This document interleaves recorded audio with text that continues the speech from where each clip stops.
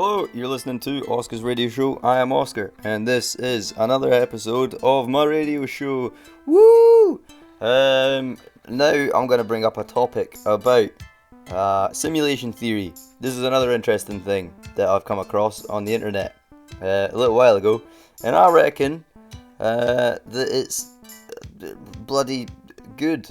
But it gets into all this, like, it makes you start thinking about all sorts of stuff. But basically, simulation theory is, I think it's the theory of,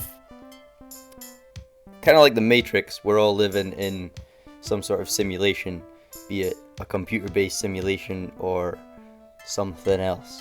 And what I've found with a lot of these theories, there's a lot of them, like simulation theories, there's a lot of branches of people think that this is why this is, and we must be emulated in a computer because.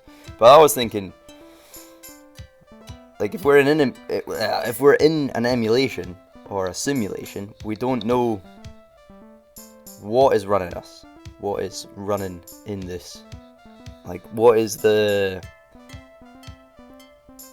for example, program or simulation running on. So we know as, like, we know computers because they are in the simulation, but what if it was like some sort of biological thing? What if we're like, I mean, for example, when you go to sleep at night and the being in your dream, who is you're like your consciousness or your unconsciousness becoming somewhat conscious or whatever, when you're in that dream state and you don't know you're in the dream, you think that what you are doing in the dream is real, unless you're lucid dreaming, but that's a different thing.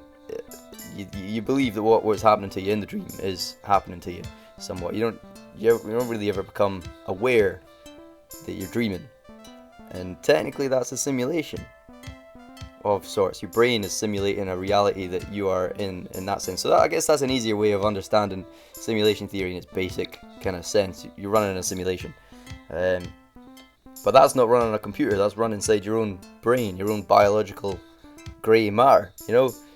So why do most people who go on about this simulation theory tend to always revert to computers or something along the sorts of technological advances with us? Because if you look at like what our computers simulate, we do all sorts of mad stuff that doesn't resemble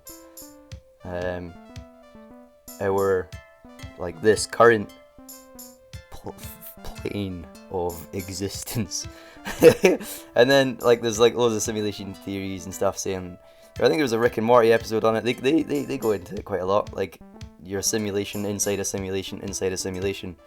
And Elon Musk he says he finds it very difficult to disprove or argue against simulation theory, which makes a lot of sense.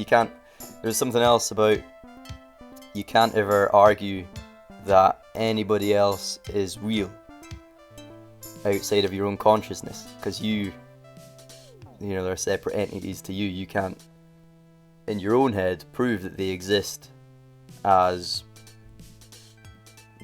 like playing characters almost, if that makes sense.